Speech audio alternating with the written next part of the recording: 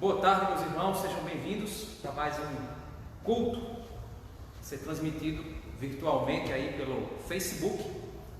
Hoje, dia especial, dia das mães, ao mesmo tempo um dia também triste porque nós não podemos estar, alguns não puderam estar fisicamente aí com suas mães, mas sabemos que tudo é passageiro, que Deus vai nos conceder, nos libertar desta situação para que a gente possa voltar a reencontrar os nossos entes queridos, a cultuarmos a Deus como igreja, estarmos juntos cultuando. Espero que você esteja aí com um coração desejoso de servir ao Senhor, de adorar ao Senhor, de colocar-se espiritualmente junto conosco nessa reunião. Vamos esperar um pouquinho o pessoal ir chegando para a gente começar o nosso culto, nossa transmissão. Semana que vem nós temos estudo para mulheres no sábado, certo? Reforçando aqui alguns avisos. No sábado, às 3 da tarde, minha esposa ela vai estar levando um estudo para mulheres. Esse estudo ele vai ser apresentado aqui no Facebook e também no meu Instagram. E também no domingo pela manhã nós estaremos também ministrando um estudo para homens. Então você homem, você mulher, esteja atento aí para esses estudos que vão acontecer aí essa semana. Nas quartas, quintas e sextas, das 8h30 até as 9h15 mais ou menos, a gente tem um estudo da Palavra de Deus. Nós vamos iniciar o livro de 2 Pedro. Então já trabalhamos o livro de 1 Pedro todo. Então uma coisa boa, pelo menos isso você pode dizer, que não é possível que você diga que não seja bom, é que durante esse isolamento social você estudou junto com a gente, verso a verso, um livro inteiro, o livro de 1 Pedro. E aí a gente vai entrar agora para 2 Pedro. Então é uma oportunidade para você estudar junto com a gente, para você refletir. É um estudo pequeno, então de 8h30 você separa esse tempo para acompanhar esse estudo e toma aquilo como uma reflexão do teu dia, uma meditação importante para a tua vida, ora no final junto com a tua família. Então usa esse tempo realmente como um benefício para a sua vida. Você que está aí nesse isolamento social, avalie como é que está sendo o seu tempo, como é que está o teu tempo, de que maneira você está usando esse tempo. Será que você está desperdiçando o seu tempo assistindo muita série? Está desperdiçando o seu tempo jogando videogame? Será que você está desperdiçando o seu tempo só na preguiça? Ou você tem tentado equilibrar o uso do teu tempo? Você joga o seu jogo, assiste o seu filme, mas também lê a palavra, medita, estuda para a universidade, para o que for necessário, mas saiba usar corretamente o seu tempo, para que quando a gente sair dessa situação, a gente possa sair mais fortalecido. Então, não despreze o correto uso do seu tempo. Então, já que já chegou alguns irmãos, vamos orar para nós iniciarmos a nossa transmissão, do nosso culto. Você daí de casa, eu daqui da igreja, direto do nosso templo, ponha-se com o mesmo espírito de unidade. Pare o que você estiver fazendo, como eu sempre tenho dito para a igreja, não despreze esse momento de estarmos unidos em espírito, certo?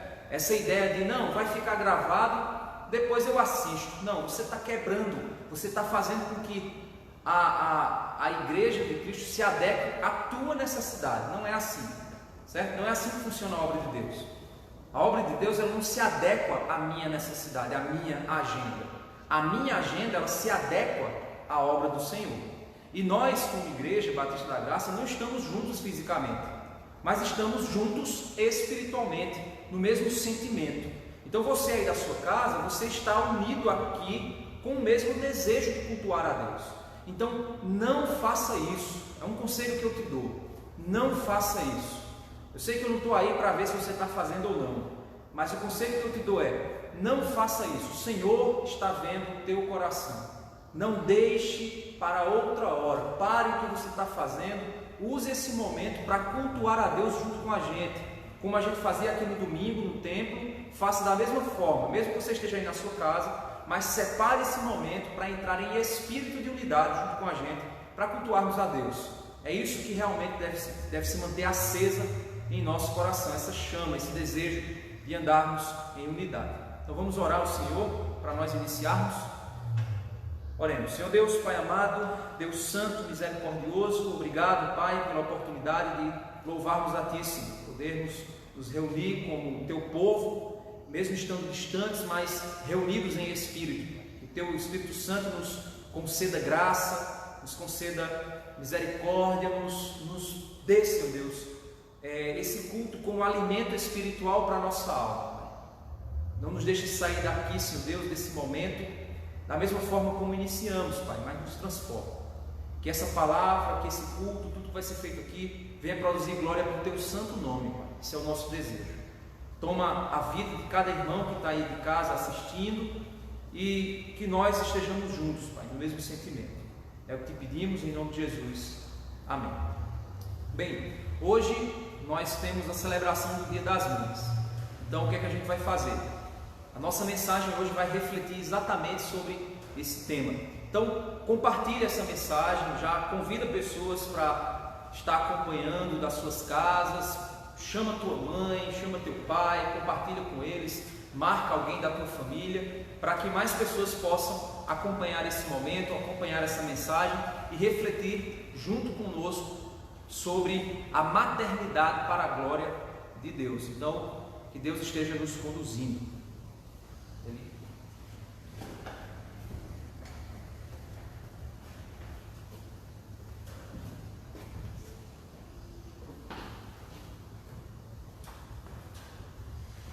Boa tarde, meus irmãos. Espero que você esteja aí com sua mente voltada para louvar ao Senhor junto conosco, sabendo que nesse momento nós temos a certeza que podemos confiar que o Senhor está conosco, nos ajudando, nos auxiliando, confiando nas promessas que um dia o nosso Mestre fez a nós. É exatamente isso que a gente vai cantar. A gente vai cantar o hino Firme nas Promessas, hino 154 do cantor cristão. Se você puder nos acompanhar aí junto com a sua família, cante conosco.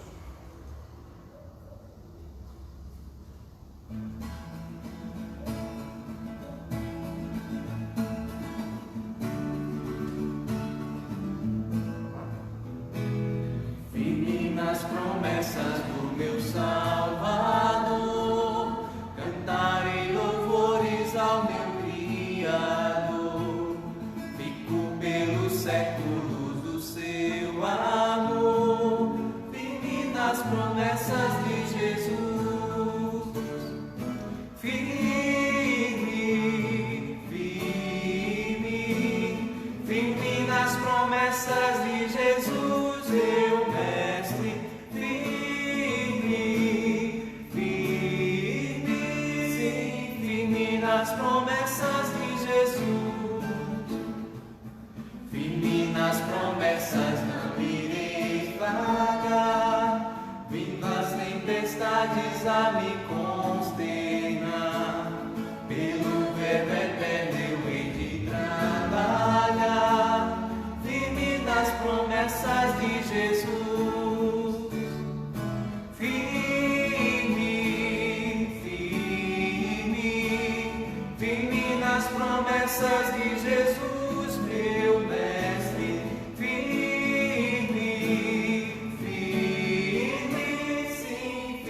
Nas promessas de Jesus, firme nas promessas, sempre vejo assim, purificação do sangue para mim, plena liberdade nos darei sem fim, firme nas promessas de Jesus.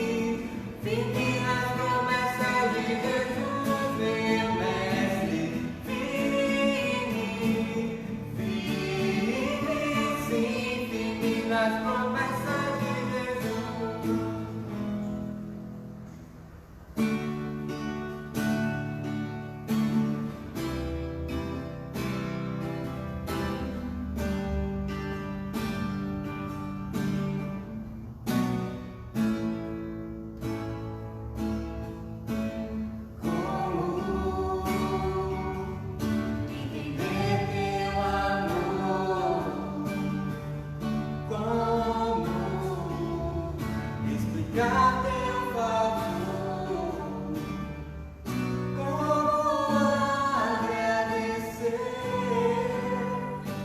o que fizeste a mim.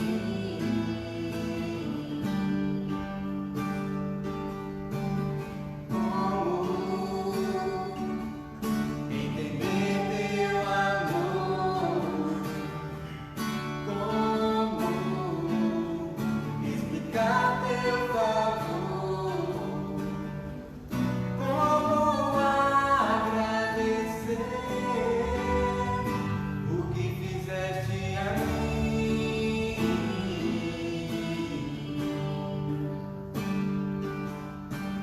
Sendo rico, pobre se fez, sendo Senhor, como servo morreu.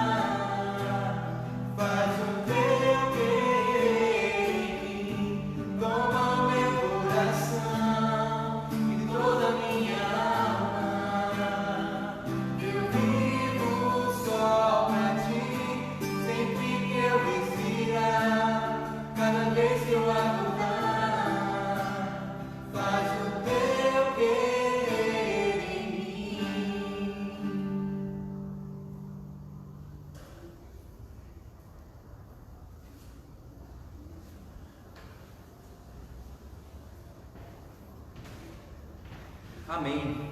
Que seja o desejo do teu coração que o Senhor use a tua vida para fazer o querer dele. Que você venha a desejar em teu coração refletir a imagem do nosso Senhor Jesus Cristo aonde quer que você esteja.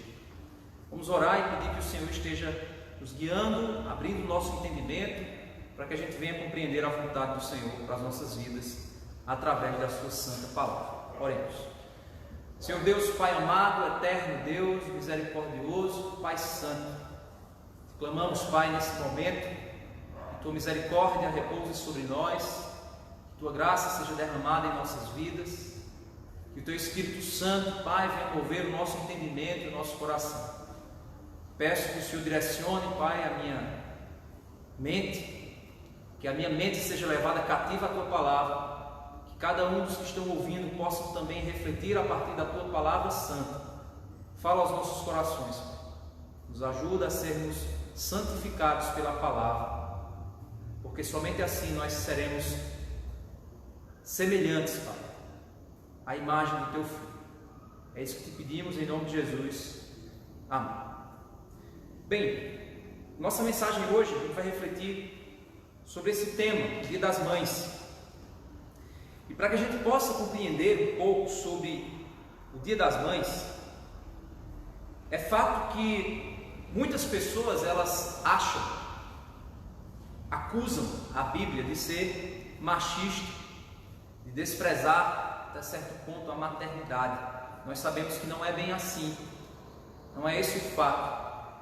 Ao mesmo tempo, nós precisamos, a partir da perspectiva das Escrituras, entendermos o que significa a maternidade segundo a vontade de Deus, para que a gente possa evitar ser doutrinado pelo mundo e para que a gente possa, pela palavra de Deus, doutrinar as pessoas a respeito da verdade e da vontade de Deus. Para isso, nós precisamos entender alguns conceitos. Lá em Gênesis capítulo 1, verso 26, 27, é o momento onde Deus cria o homem, e ele diz assim: e disse Deus, façamos o homem à nossa imagem, conforme a nossa semelhança, domine sobre os peixes do mar, sobre as aves do céu, sobre o gado, sobre toda a terra, e sobre todo o réptil que se move sobre a terra.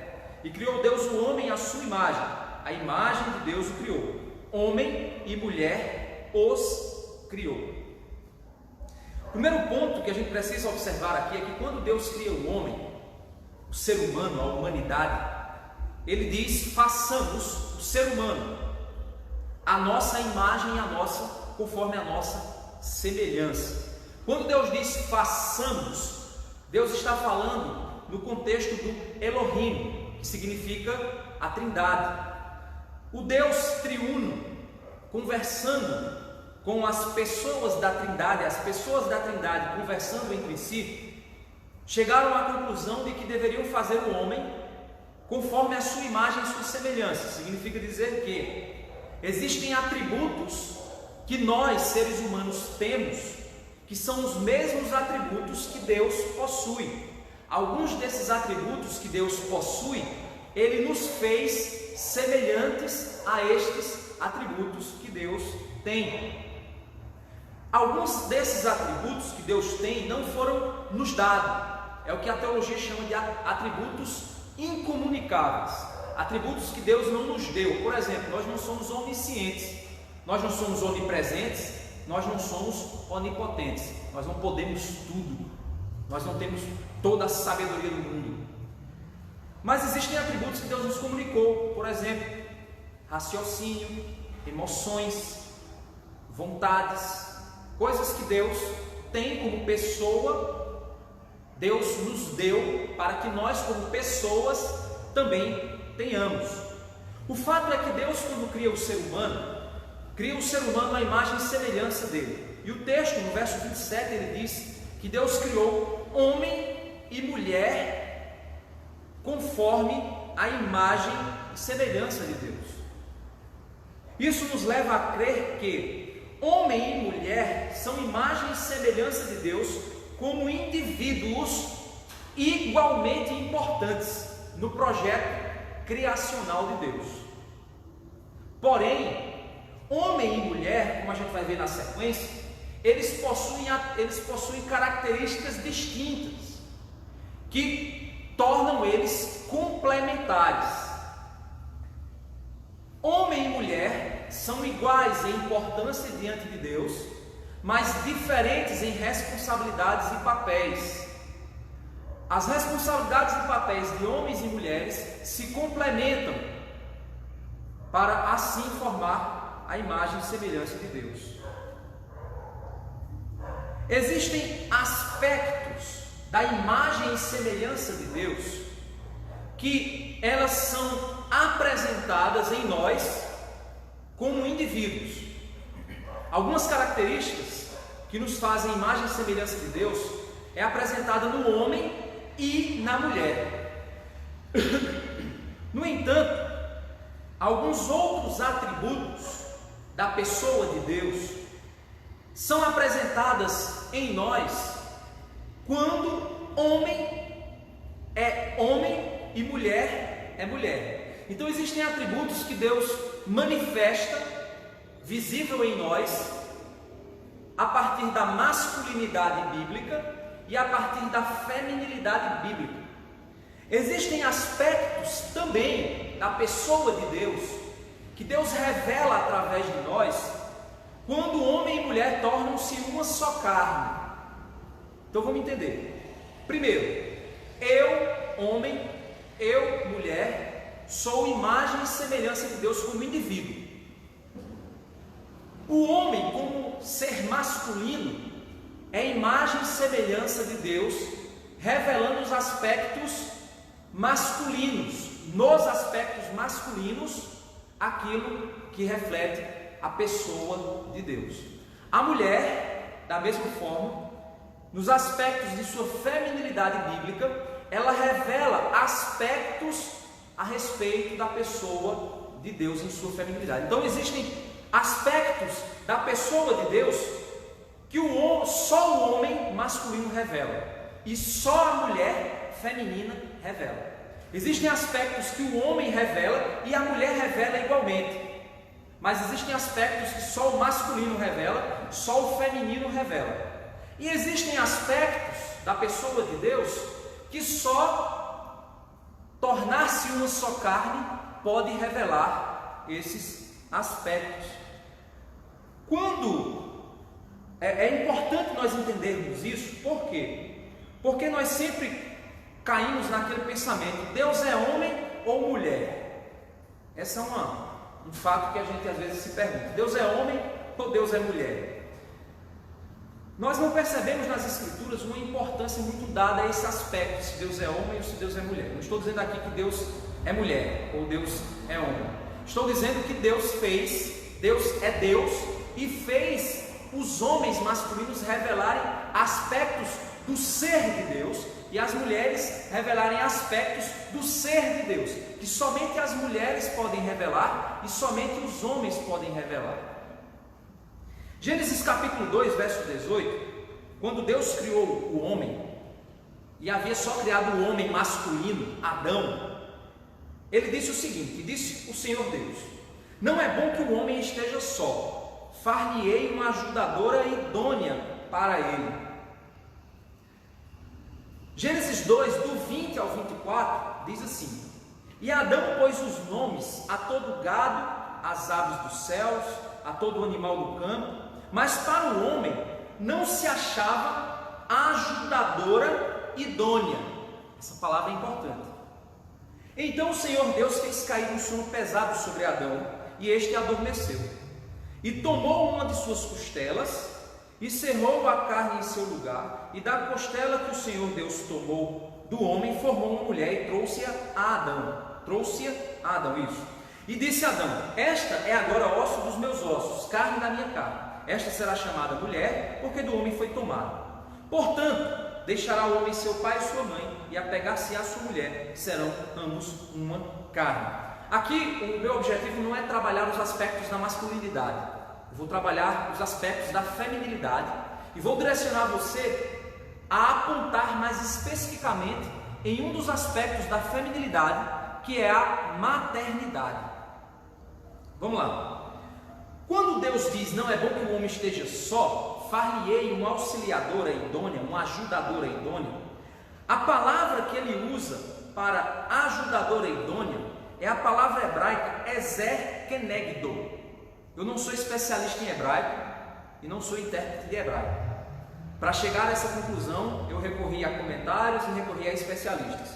Hoje, ouvindo uma mensagem do pastor Luiz Saião, que é um hebraísta, um especialista em hebraico, ele trouxe exatamente essa explicação que confirmou muito do que eu já tinha estudado em outros comentários, de que a palavra ezer kenegdo, essa palavra hebraica que significa auxiliadora idônea, ela só aparece apenas 2 vezes no Antigo Testamento. Ela só aparece aqui, nesse momento, quando Deus diz não é bom que o homem esteja só, não é bom que o homem masculino, o Adão, esteja só, far-lhe-ei uma auxiliadora idônea.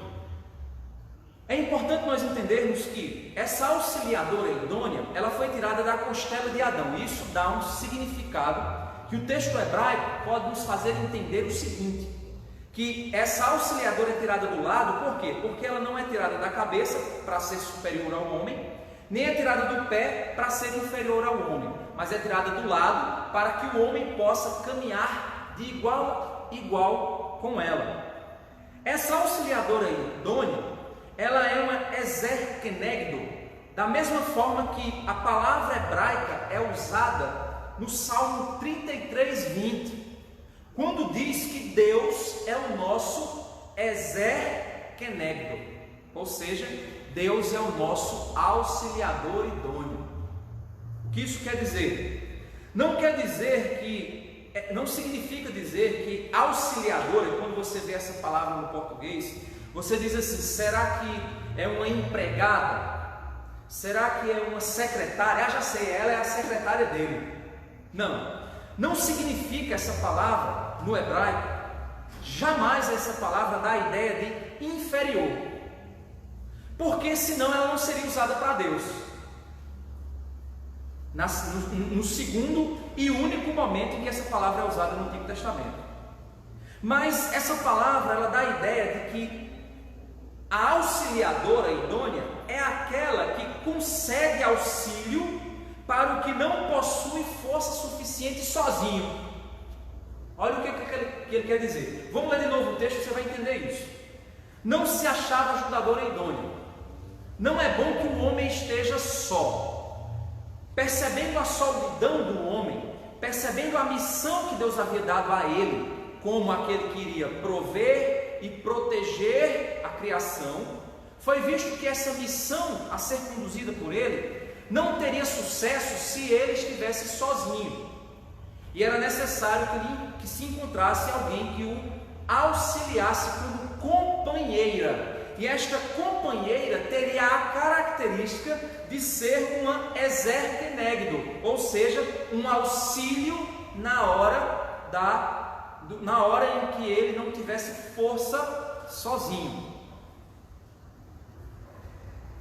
É exatamente o que o texto diz, é que é aquele que corresponde e se encaixa com a companheira necessária e indispensável para andar lado a lado com ele em família. Então, irmãos, a gente precisa entender o seguinte: a criação de Deus, ela reflete aspectos da pessoa dele. Tudo que Deus faz, cada elemento que Deus põe na criação, Ele pôs como uma maneira de apontar para atributos acerca da sabedoria de Deus, perfeição de Deus, beleza de Deus, glória de Deus, bondade de Deus e por aí vai. Então, o que Deus faz na criação é como um artista faz numa tela que ele pinta. Se você olhar uma pintura de um determinado artista, você vai identificar que pela forma como ele pinta, pelas cores que ele usa, pelas técnicas que ele utiliza, você vai perceber que ali existe a personalidade do autor. A pessoa do autor é evidenciada na obra. Olhar para um quadro não me faz ver Deus, mas olhar para o quadro me faz ver aspectos da pessoa de Deus, da bondade, da inteligência, da sabedoria, da beleza. Portanto, Deus, Ele na criação, Ele fragmentou aspectos de sua pessoa para serem representadas por diversos aspectos da criação. Por exemplo, vai ter com a formiga ou o preguiçoso.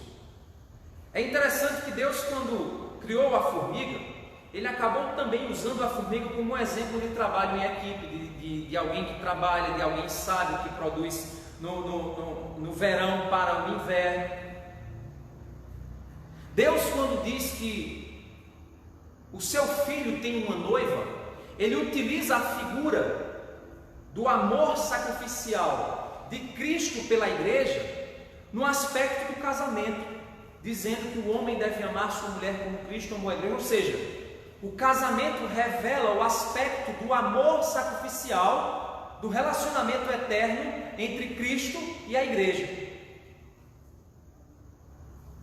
Quando Deus quer falar sobre o seu cuidado, liderança, o seu zelo, Ele utiliza o aspecto da paternidade. Ele chama-se de pai, Cristo chama-se de filho. E é interessante a gente entender que alguns destes aspectos, imagina, não sei se você já viu, quando você põe a luz em um prisma, não sei se tem sinal para prisma, você põe uma luz branca em um prisma. Quando a luz branca bate no prisma, ela ocorre um fenômeno chamado refração.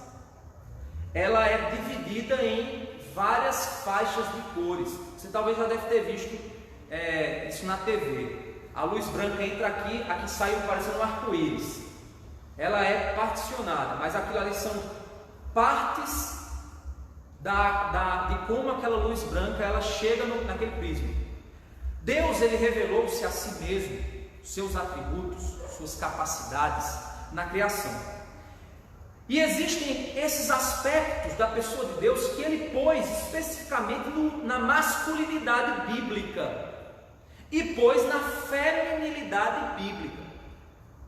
Ou seja, um homem masculino revela um aspecto que só o homem é capaz de revelar. Uma mulher feminina revela aspectos a respeito da pessoa de Deus que só ela é capaz de revelar. E a partir disso a gente vê a glória de Deus se revelando a partir desses aspectos. Por exemplo, Deus ele revela alguns desses aspectos em alguns momentos nas Escrituras. Por exemplo, uma mãe adotiva que ama um filho rebelde. Sabe onde você vê isso? Lá em Oséias, capítulo 11, do verso 1 ao 12, diz assim: quando Israel era menino, eu o amei, e do Egito chamei meu filho. Mas como os chamava, assim se iam da sua face. Sacrificavam a Baalins, ou seja, ele começou a se tornar um menino rebelde. Queimavam incenso às imagens de escultura. Então aqui a gente vê Deus se colocando como uma mãe que assumiu a maternidade de um menino. E esse menino que ela assumiu a maternidade, ele continua dizendo: todavia eu ensinei a andar a Efraim, tomando-o pelos meus braços, mas não entenderam que eu os curava. Atraí-os com cordas humanas, com laços de amor, e fui para eles como os que tiram o jugo de sobre as suas queixadas, e lhes dei mantimento. Não voltará para a terra do Egito, mas a Assíria será seu rei, porque recusam converter-se. A espada sobre as suas cidades, e consumirá os seus ramos, os devorará por causa dos seus próprios conselhos. Esse filho rebelde, a mãe está descrevendo esse seu filho rebelde. porque o meu povo é inclinado a desviar-se de mim, ainda que chamam ao Altíssimo, nenhum deles o exalta. Como te deixaria, ó Efraim? Como te entregaria, ó Israel? Como te faria como Admá? Te poria em Zeboim? Está comovido em mim o meu coração, as minhas compaixões a uma se acendem. Não executarei o furor da minha ira, não voltarei para destruir a Efraim, porque eu sou Deus e não homem, o santo no meio de ti. Eu não estarei na cidade, andarão após o Senhor. Ele rugirá como leão, rugindo, pois ele, os filhos do ocidente tremerão. Tremendo virão como um passarinho os do Egito, e como uma pomba da terra da Assíria, e os farei habitar em suas casas, diz o Senhor. Efraim me cercou com mentira, e a casa de Israel com engano, mas Judá ainda domina com Deus, e com os santos está fiel. Aqui nós vemos Deus utilizando-se da figura do amor de uma mãe por um filho rebelde. E Deus coloca o seu coração como o coração de uma mãe. Aí você diz, porque Deus é mãe? Não, é porque uma mãe que ama dessa forma reflete o coração de Deus. Põe uma coisa na tua cabeça: o homem não é o centro, nós somos o resultado de quem Deus é. Deus nos criou para nós sermos imagem e semelhança dele. Então, se uma mãe apresenta essa perspectiva de amor, que aguarda, que espera, de amor que diz assim: você vai ser castigado, meu filho, mas isso dói no meu coração. Essa mãe está na realidade refletindo em sua feminilidade, em sua maternidade, um aspecto da pessoa de Deus. Um outro ponto interessante, tem vários nas Escrituras, eu selecionei alguns. Isaías 49:15. Uma mãe que se esquece de seu filho. Olha o que ele diz: porventura pode uma mulher esquecer-se tanto de seu filho que cria, que não se compadeça dele, do filho do seu ventre? Ou seja, Deus colocou na mulher, na mãe, um desejo de compadecer-se pelo seu filho, de não esquecer-se do seu filho, de amá-lo com entranháveis afetos. Toda mãe sabe que ela passa a amar um filho mesmo quando não o vê. Só quando ela sabe que já está grávida, ela já passa a amar aquela criança. E Deus fez a mulher para amar dessa forma. Nós homens temos uma maneira diferente de amar os nossos filhos. Quando a mulher está grávida, a gente não desenvolve ainda esse amor, mas nós aprendemos a amar à medida que a gente vai convivendo com essa criança, e a gente vai aprendendo a viver com a nossa paternidade, e a gente vai desenvolvendo esse amor, que ele ocorre não durante a gravidez, mas ocorre no momento em que os nossos filhos nascem. É diferente da mulher, porque o corpo dela já está mudando.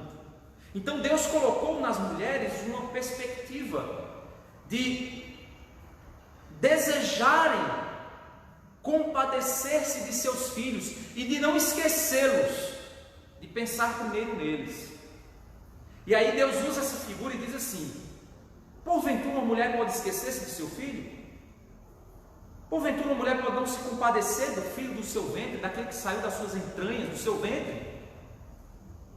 Mas ainda que se esquecesse dele, contudo, eu não me esquecerei de ti. Aí Deus ele fecha o verso dizendo o seguinte: será que uma mãe pode esquecer-se de seu filho? É difícil, mas se porventura ela vier a esquecer, eu não esqueço. Então Deus alinha o amor materno, o fato de uma mãe não esquecer-se de seu filho, de uma mãe querer zelar pelo seu filho, cuidar do seu filho, desejar o bem do seu filho. Deus põe esse mesmo sentimento para apontar que ele sente o mesmo.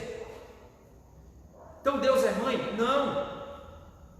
Mas uma maternidade bíblica reflete o amor de Deus. Outro ponto também é quando Deus fala a respeito da sabedoria de Deus personificada, transformada em ato visível, no cuidado de uma mãe por sua família e pelos outros. Uma grande auxiliadora idônea. Você está percebendo que interessante? A gente viu que o contexto de auxiliadora idônea é a palavra hebraica que dá a ideia daquele que auxilia nos momentos em que alguém não tem força sozinho.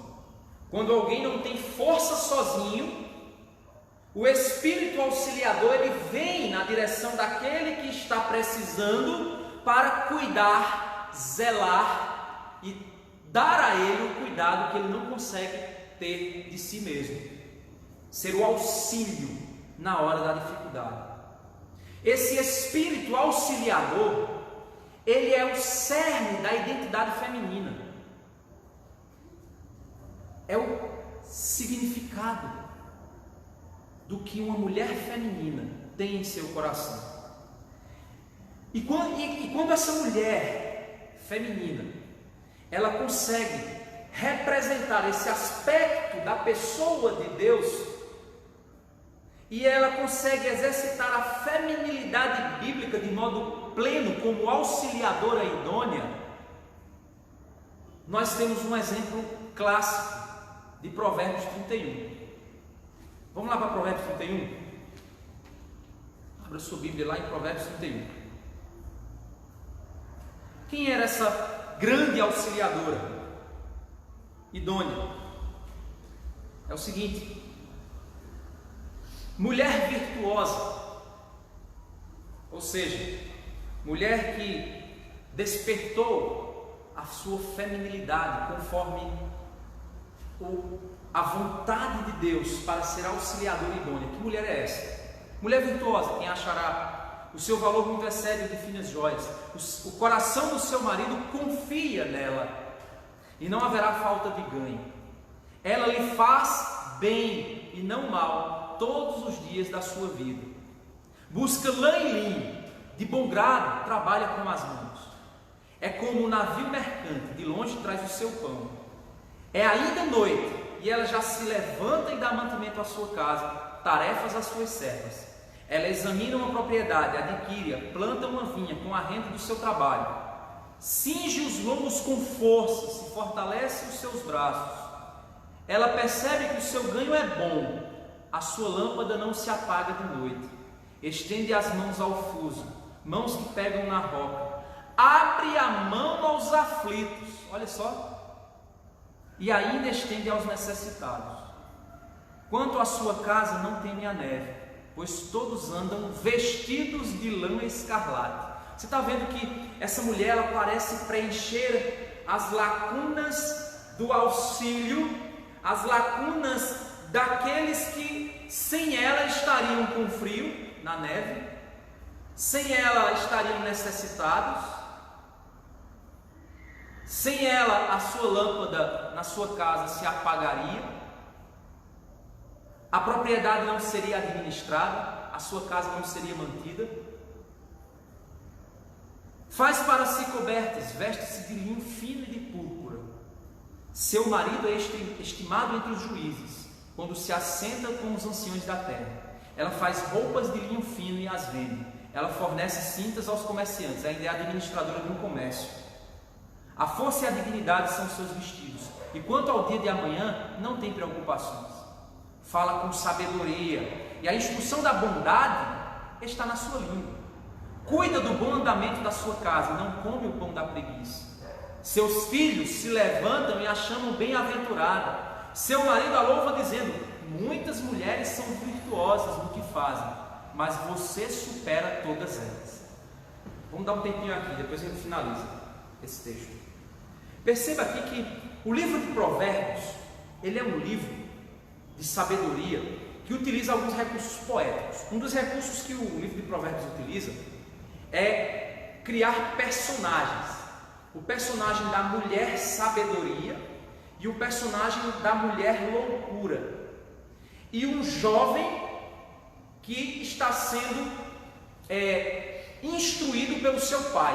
O pai é sábio, o pai tem conselhos de sabedoria, e a mãe também tem conselhos de prudência e sabedoria. Então os pais estão ensinando a esse jovem a caminhar na vida. Esse jovem, ele precisa ouvir os conselhos da sabedoria do pai e da mãe para andar seguro nessa caminhada.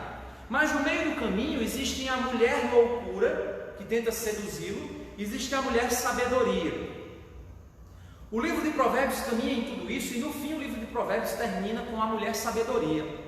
E aí ele personifica a mãe de Lemuel, no capítulo 31, pode ler o começo, você vai ver, a mãe de Lemuel, que era um rei, do rei Lemuel, a mãe dele apresenta a mulher sábia. Lá em Provérbios diz que a mulher sábia edifica a sua casa, mas a tola a destrói com as próprias mãos. Uma casa sem auxílio é uma casa destruída. Um casamento sem auxílio é um casamento a ser destruído. Filhos sem auxílio são filhos que se perderão. E aí ele apresenta a figura dessa mulher. Perceba que essa mulher, ela é ativa, é sábia, sabe se portar, sabe se vestir, sabe se relacionar com os outros. Essa mulher, ela se preocupa com os detalhes para a necessidade dos outros. Ela busca servir ao seu esposo, aos seus filhos e aos que estão fora. Ela é a auxiliadora daqueles que precisam de auxílio. Ela é aquela que preenche, é aquela que limpa as feridas dos que estão feridos, ajuda a levantar os que estão abatidos, ensina as crianças frágeis a aprender a se tornarem fortes.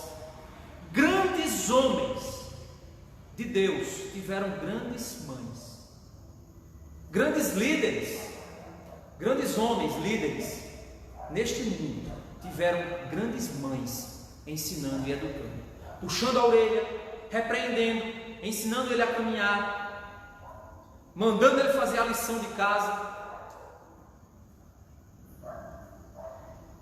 Essa mulher sábia, ela pensa em todo mundo e dificilmente pensa em si mesma.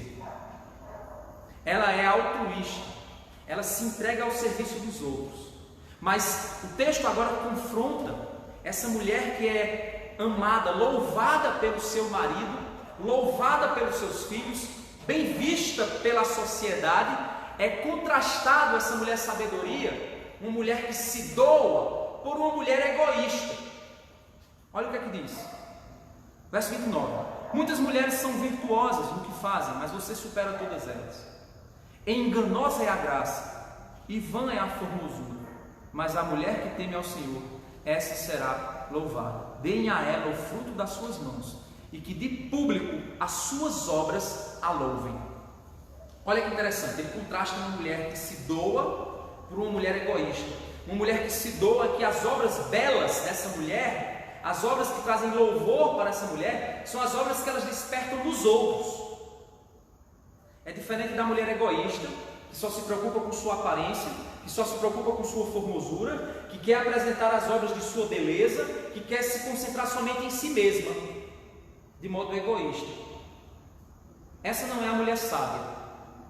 Não que a mulher sábia, ela não, que aqui diz, ela se veste de linho fino e de púrpura, ela também cuida de sua aparência.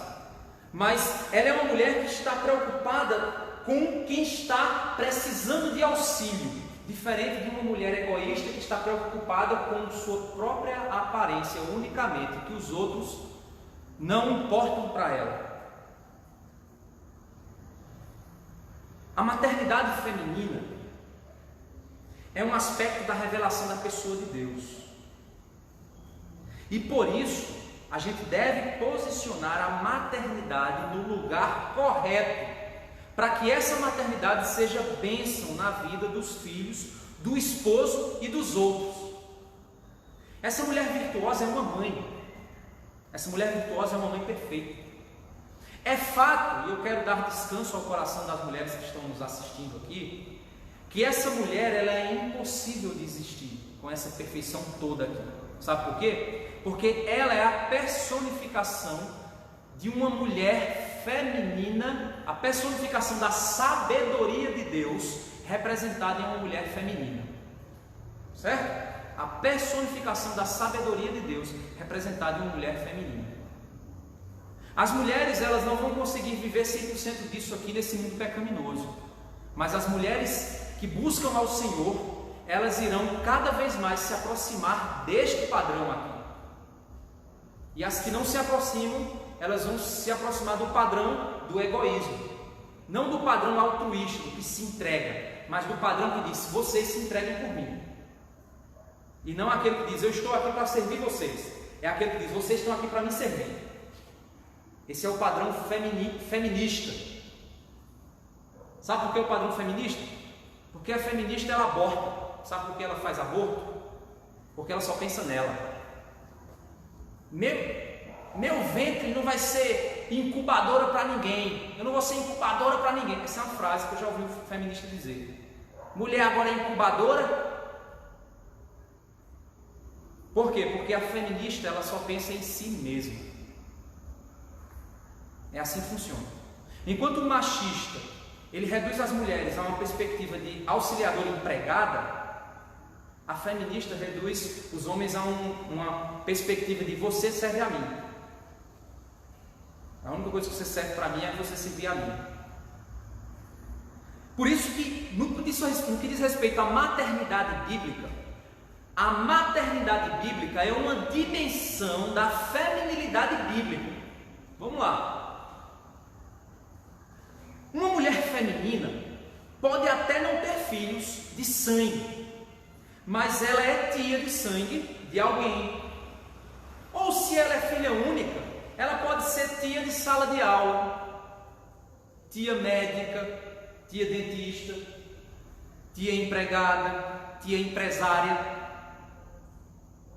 O cerne do coração feminino é o desejo de cuidar, zelar, auxiliar os que estão em sofrimento. Isso é um aspecto da feminilidade bíblica.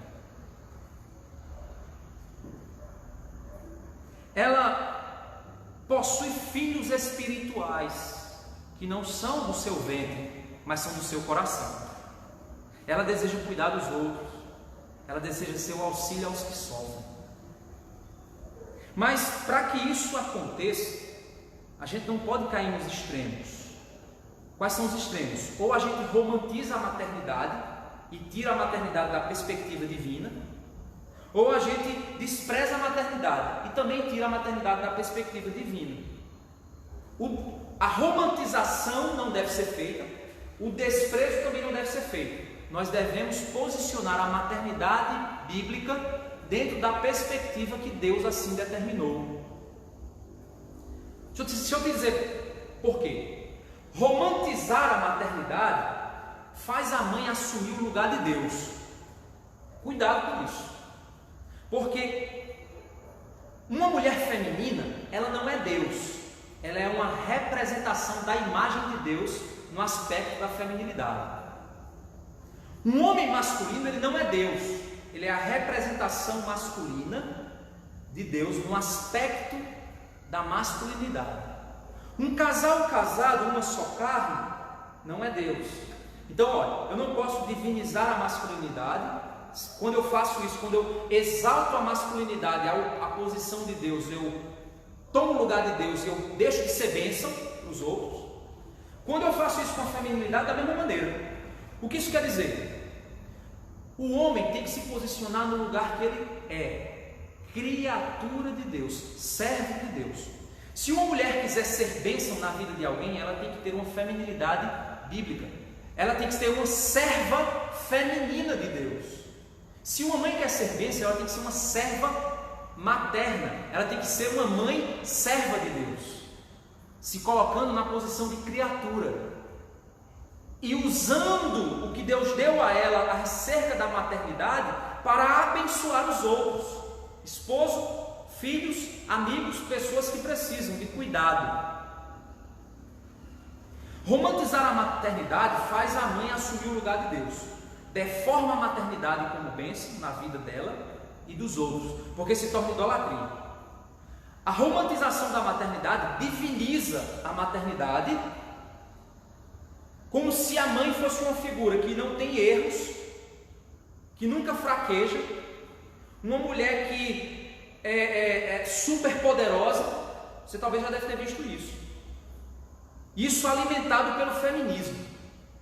Então a mãe se torna uma figura divina. Isso é antibíblico. E desprezar a maternidade, o outro aspecto disso, faz a maternidade, ou o desejo que a maternidade tem de cuidar dos outros, como algo de segunda categoria. Só quem pensa nisso é mulher de segunda categoria. É uma atitude idiota, mulher que quer ser mãe. Sabe por quê? Vou nada abrir mão da minha vida por ninguém, da minha carreira, do meu tempo, vou nada sofrer por causa de menino, 9 meses na barriga, vou nada fazer isso. É uma atitude egoísta e que tira a bênção da maternidade no benefício daquela mulher para a vida de outros. Então uma mulher que é egoísta, ela perde a perspectiva feminina da maternidade. Uma mulher egoísta que só pensa em si, ela perde essa dimensão da feminilidade. Uma mulher que diviniza sua maternidade, ela quer se colocar no lugar de Deus, ela deixa de ser bênção. Uma mulher que despreza sua maternidade, ela deixa de ser bênção também. Então, nem um aspecto nem outro. Qual o aspecto correto? Desenvolver a maternidade como um serviço dado por Deus para que a mãe use para benefício, para a glória de Deus e para benefício dos outros. Põe a mão na tua consciência. Toda mãe maravilhosa é aquela mãe que abriu mão de muita coisa pelos filhos. Ela é admirada pelos filhos, ela é amada pelos filhos, ela é bem vista pelos filhos. Por quê? Porque ela, mesmo sem ser crente, de alguma forma ela conseguiu entender o que era a maternidade, amar a maternidade e querer desenvolver essa maternidade.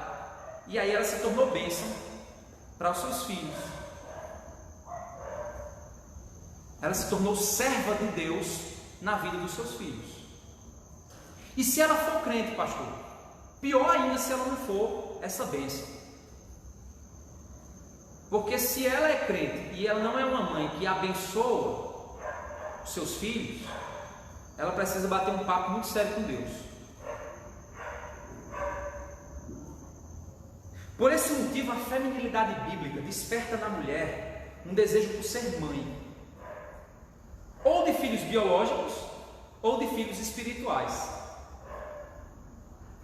E isso é uma consequência da salvação de Deus, redimindo a mulher para ser a representante feminina do aspecto do auxílio de Deus, o aspecto do Ezer Kenegdo de Deus, do auxílio idôneo, do cuidado, do zelo, do carinho.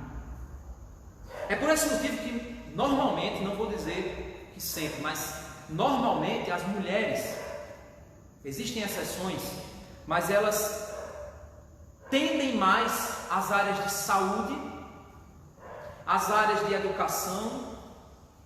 Por quê? Porque está na natureza dela, dada por Deus, o desejo de quê? De cuidar, zelar, auxiliar, desenvolver. Está na natureza feminina.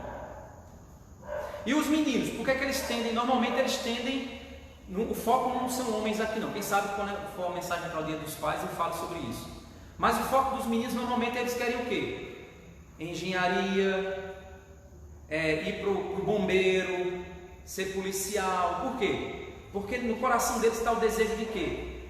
Construir, liderar, proteger, prover. Está no cerne do coração. O que hoje o mundo está fazendo? Invertendo isso, desmanchando esses aspectos que Deus deu aos homens e às mulheres, fazendo a menina agora querer ser a toda poderosa e o menino ser aquele frouxo que não quer fazer nada. Ou seja, transforma as meninas nos meninos e pega o menino e transforma no nada. Essa é a realidade. É por isso que, para a gente fechar, lá em 1 Timóteo capítulo 2, eu não vou entrar no mérito do texto, certo?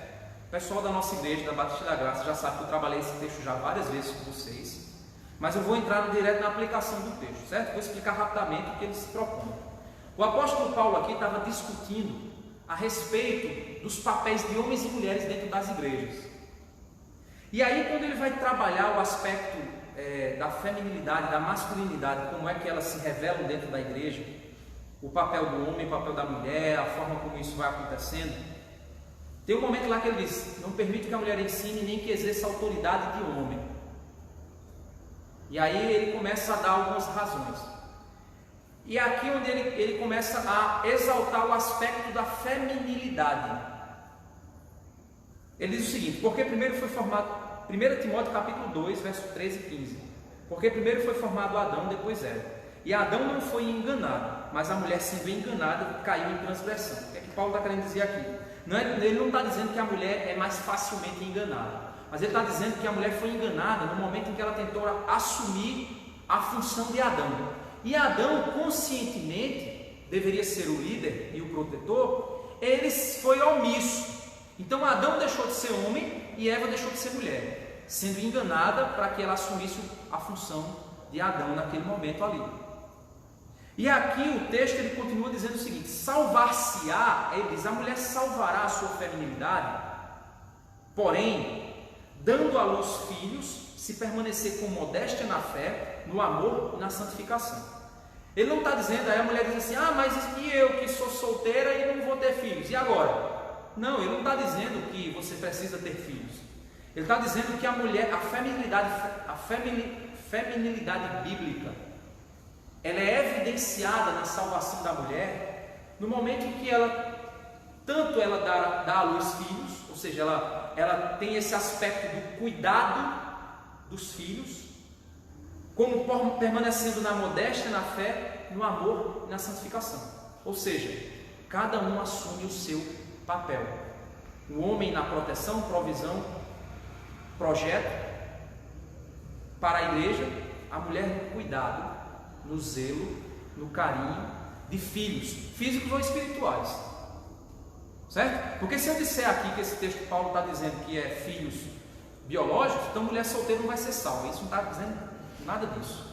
Ou então se eu disser que é filhos biológicos, então mulher que é solteira, ela não é feminina. Não, ele não está dizendo isso. Mas ele está dizendo o seguinte: mulheres, é o seguinte, vocês têm uma responsabilidade. Essa responsabilidade precisa ser evidenciada na sua feminilidade. E a maternidade é um desses aspectos. E é um aspecto muito importante. Sem as mães, nós não estaríamos aqui. Sem as mulheres, nós não existiríamos. Então, que Deus esteja nos abençoando, nos fortalecendo, e que cada mulher desperte essa feminilidade. Mulheres casadas, mães, sejam instrumentos de Deus, não divinizando a tua maternidade como mulher que não falha, que não erra, e nem desprezando a tua maternidade.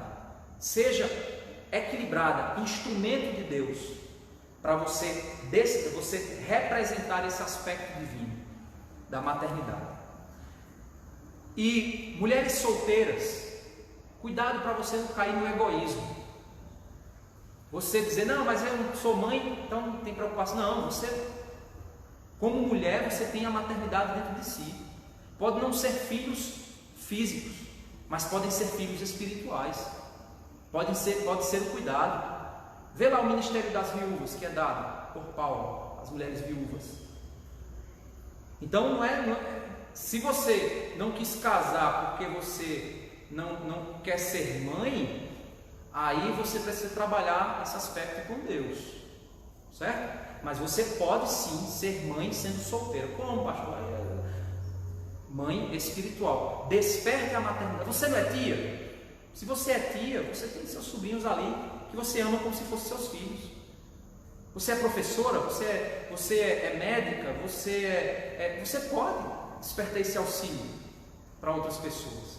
Seja uma ezer kenegdo de todo aquele que precisa. Seja um auxiliador idôneo de todo aquele que necessita.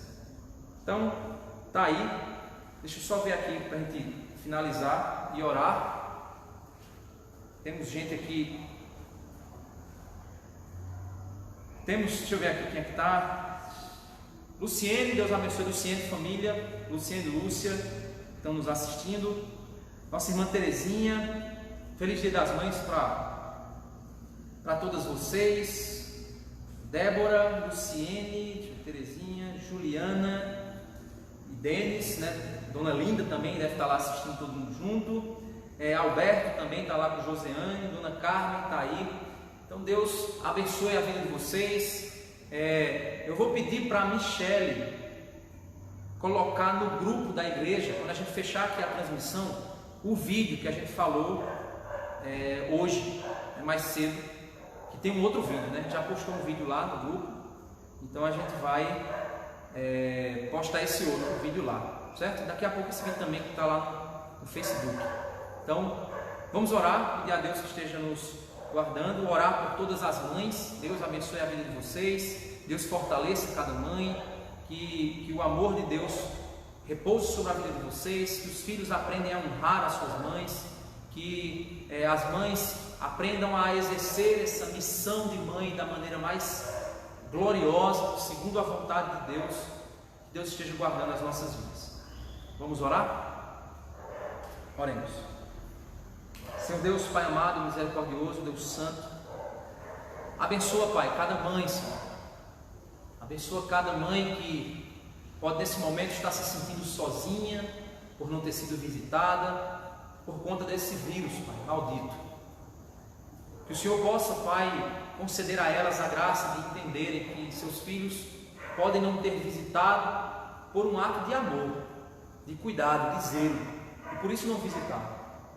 E aqueles que puderam visitar as suas mães com todo cuidado também, que possam ter feito isso com responsabilidade, com zelo, com cuidado pelos seus pais.